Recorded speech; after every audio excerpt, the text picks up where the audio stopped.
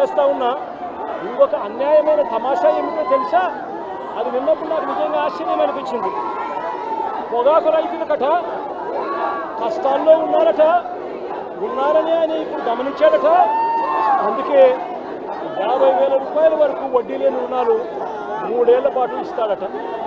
నేను అడుగుతా ఉన్నా, అయ్యా చంద్రబాబు నాయుడు గారు, వైఎస్ఆర్సీపీ ప్రభుత్వ హయాంలో గతంలో 1,00,000 దాకా సున్నా వడ్డీ పథకం ఉండేదయ్యా. 1,00,000 రూపాయల దాకా రైతులు సకాలంలో కడితే సున్నా వడ్డీకి రుణాలు వచ్చే కార్యక్రమం వైఎస్ఆర్సీపీ ప్రభుత్వ హయాంలో జరిగింది. 84,66,000 మంది రైతులకు 2,050 కోట్ల రూపాయలు సున్నా వడ్డీ కింద ఇచ్చి రైతులను ఆ 5 సంవత్సరాల్లో ఆదుకున్న చరిత్ర వైఎస్ఆర్సీపీ. మరి ఏందయ్యా ఈ డ్రామాలు?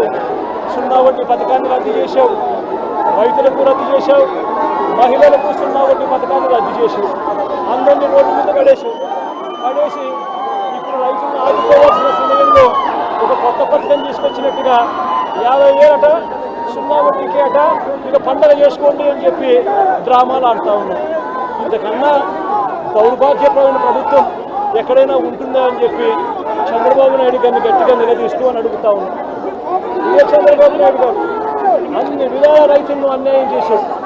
ఈ 2.5 సంవత్సరాలుగా ఈ పెద్ద మనిషి చంద్రబాబు నాయుడు గారు పిఎం కిసాన్కు అదనంగా ప్రతి రైతు కుటుంబానికి 20,000 రూపాయలు చొప్పున అన్నదాత సుఖీభవ అని పేరు పెట్టి ఇస్తానన్నాడు.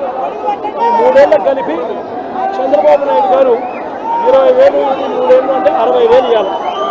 ఇచ్చింది కేవలం 19,000 మాత్రమే. అంటే మిగిలిన 41,000 ఎగరగొట్టి పైగా 7 లక్షల మంది రైతులకు ఈ జాబితా నుంచి తొలగించేశాడు. కౌలు రైతులను తీసేశాడు. ROFR పట్టాలున్న గిరిజనులు సైతం ఈ పథకం నుంచి తొలగించేశాడు చంద్రబాబు నాయుడు గారు. వైఎస్ఆర్సీపీ ప్రభుత్వ హయాంలో ఉన్న ఉచిత పంటల బీమా పథకాన్ని చంద్రబాబు నాయుడు గారు రద్దు చేశాడు. ఏ సీజన్ ముగిసేలోగా ఏ సీజన్లో పంట నష్టం జరిగినా ఆ సీజన్ ముగిసేలోగానే వైఎస్ఆర్సీపీ ప్రభుత్వ హయాంలో ఇచ్చే ఇన్పుట్ సబ్సిడీ కార్యక్రమం ఇవాళ రద్దు చేశాడు చంద్రబాబు నాయుడు గారు. మోంతా తుఫానుకు సంబంధించి 9 నెలలు అవుతా ఉన్నా కూడా ఇవాళకి కూడా బాధిత రైతులకు ₹1 కూడా ఇన్పుట్ సబ్సిడీ ఇచ్చిన దాఖలాలు లేవు చంద్రబాబు నాయుడు గారు ప్రభుత్వం. ఇదే పెద్ద మంది చంద్రబాబు నాయుడు గారు రైతులకు గతంలో అందే సున్నా వడ్డీ పథకాన్ని రద్దు చేశారు. ఉద్దేశపూర్వకంగా రైతు భరోసా కేంద్రాలను నిర్వీర్యం చేశాడు.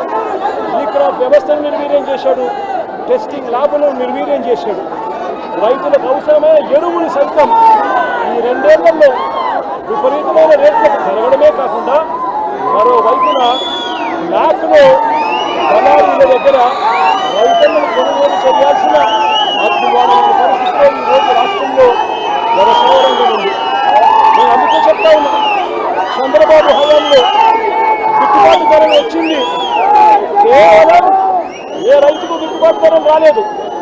ఏ పంటకు చంద్రబాబు గారి హయాంలో గిట్టుబాటు ధర రాలేదు. గిట్టుబాటు ధరలు వచ్చింది కేవలం ఒకే ఒక్క పంటకు. ఆ రైతులు కూడా చంద్రబాబు గారి వెన్నుపోటు పార్టీకి సంబంధించిన మనుషులే. అదే పంట తెలుసా? గంజాయి తప్ప.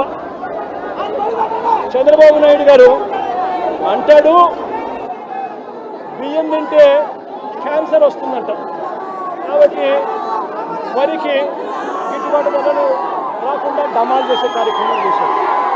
చంద్రబాబు గారు అంటాడు మిర్చి తింటే అసిడిటీ వస్తుందంట, కాబట్టి మిర్చి పంటకు గిట్టుబాటు ధర రాకుండా డమాల్ చేశాడు. మామిడి తింటే చంద్రబాబు నాయుడు గారు అంటారు షుగర్ వస్తుందట, అందుకే మామిడి పంటను కూడా డమాల్ చేశాడు. గిట్టుబాటు ధర లేకుండా రైతులు రోడ్డు మీదకి వచ్చాడు. ఇక పొగాకు పరిస్థితి చూస్తే హెల్త్ దెబ్బతింటుందంట, పొగాకుకు మంచి రేటు వస్తే అని పొగాకు రైతులు కూడా ఇవాళ డమాలనిపించాడు. చంద్రబాబు నాయుడు గారి పరిపాలనలో రైతులు హానికరం, వ్యవసాయానికి చంద్రబాబు నాయుడు గారి పరిపాలన ప్రమాదకరంగా ఈరోజు రాష్ట్రంలో పరిస్థితులు ఉన్నాయి. వైఎస్ఆర్ కాంగ్రెస్ పార్టీ ఖచ్చితంగా ఒత్తిడి తీసుకొచ్చే కార్యక్రమం చేస్తుంది.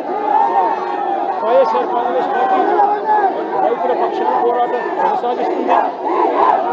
ఈ ప్రభుత్వంలో ఈ మాదిరిగా ఆత్మహత్యలు చేసుకున్న వెంకట్రావు అన్న భార్య లాంటి కుటుంబాలకు వైఎస్ఆర్ కాంగ్రెస్ పార్టీ ప్రభుత్వం అధికారంలోకి వచ్చిన వెంటనే ఈ కుటుంబాలకి అండగా ఉంటాం. ఇది ప్రభుత్వం తప్పిదం కాబట్టి, ప్రభుత్వం స్పందించాల్సిన సమయంలో స్పందించడం లేదు కాబట్టి, ఇవ్వాల్సిన ఎక్స్గ్రేషియా 7 లక్షల రూపాయలు ఇవ్వడం లేదు కాబట్టి, ఇవ్వని కారణంగా ఆ 7 లక్షలకు డబల్ చేసి ప్రభుత్వం తప్పు అని చెప్పి ఒప్పుకొని అధికారుల చేత లెంపలే ఇచ్చి ఈ తల్లికి మన ప్రభుత్వం వచ్చిన తర్వాత మంచి జరిగిస్తాము అని కూడా ఖచ్చితంగా చెప్తా ఉన్నాను.